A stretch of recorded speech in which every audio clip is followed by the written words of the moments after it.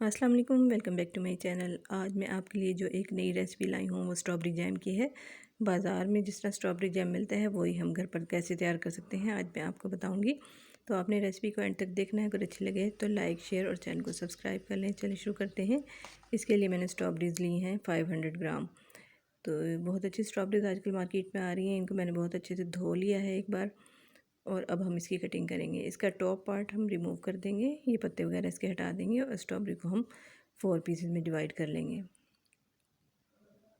इसी तरह सारी स्ट्रॉबेरीज़ को हम कट कर लेंगे।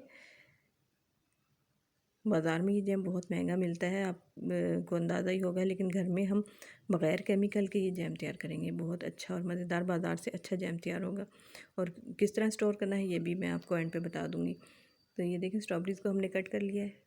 सारी स्ट्रॉबेरीज़ को इसी तरह हम इसका टॉप पार्ट रिमूव करके कट कर लेंगे। बस देखना ये है कि इसमें अगर कोई गला हुआ पार्ट है स्ट्रॉबेरी का, या जिस तरह होता है ना ग्रीन पार्ट, कच्चा पार्ट, वो भी हम हटा देंगे, क्योंकि हम इसमें केमिकल यूज़ नहीं करेंगे। तो ऐसी कोई चीज़ होगी तो वो फिर इसको ख़राब कर सकती है जैम को।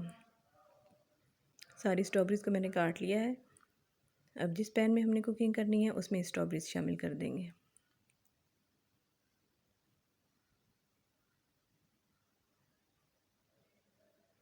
अब इसमें मैं चीनी शामिल कर दूँगी। 350 ग्राम इसमें चीनी है। वैसे तो यूजुअली जो जैम में है इक्वल क्वांटिटी की चीनी जाती है, लेकिन मैं इसमें 350 ग्राम चीनी शामिल कर रही हूँ, क्योंकि ये बिल्कुल परफेक्ट क्वांटिटी है और बहुत अच्छा टेस्ट इससे आएगा। तो इसको अच्छे से एक बार मिक्स कर लें। चीनी अच्छी तरह से कोट हो जाए स्ट्रॉबेरीज़ पर, और इसको कवर करके हम 1 घंटे के लिए छोड़ देंगे। 1 घंटा हो गया है, तो अब हम देखते हैं स्ट्रॉबेरीज़ को। तो देखिए, चीनी काफ़ी हद तक डिज़ोल्व हो गई और इसका सिरप अलग हो गया है। बस यही हमें इसका चाहिए था, यहीं तक। अब आगे हम इसकी कुकिंग स्टार्ट कर देंगे। तो पैन को चूल्हे पर रखें और इसकी मीडियम फ्लेम कर दें आप, और इसको पैन को चूल्हे पर रखें और इसकी कुकिंग स्टार्ट हो जाएगी। एक दफ़ा अच्छे से मिक्स कर लें और इसको 5 से 6 मिनट के लिए हम इसको कुक कर लेंगे।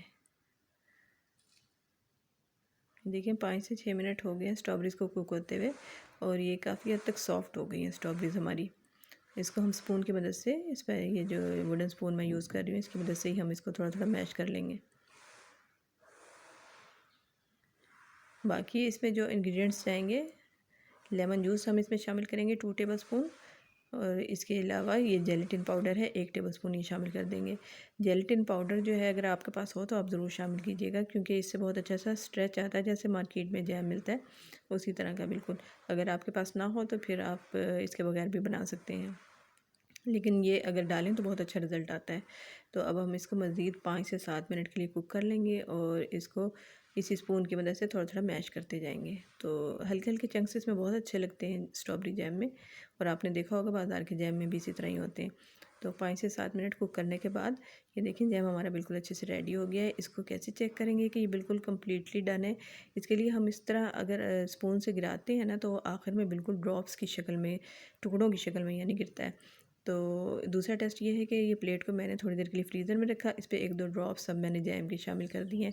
इसको मैं टिल्ट करके देखूँगी चारों तरफ। अगर ये बहना शुरू हो जाएगा, इसका मतलब अभी हमें 1 से 2 मिनट और पकाना है, और अगर ये स्टेबल है तो इसका मतलब ये रेडी है, हमारा जैम तैयार हो गया है। इसको ठंडा करने पर हम साफ़ और खुश्क की हुई जो बोतलें हैं, ये जैम की ही बॉटल्स हैं, तो इसमें हम स्टोर कर लेंगे। और इसकी टोटल कॉस्ट जो आई है वो 200 रुपये से भी कम है। और आपको अंदाज़ा है कि मार्केट में जैम कितना महंगा। आई होप कि रेसिपी आपको बहुत अच्छी लगी होगी, और रेसिपी अच्छी लगी हो तो लाइक शेयर और चैनल को सब्सक्राइब कर लें। Thanks for watching.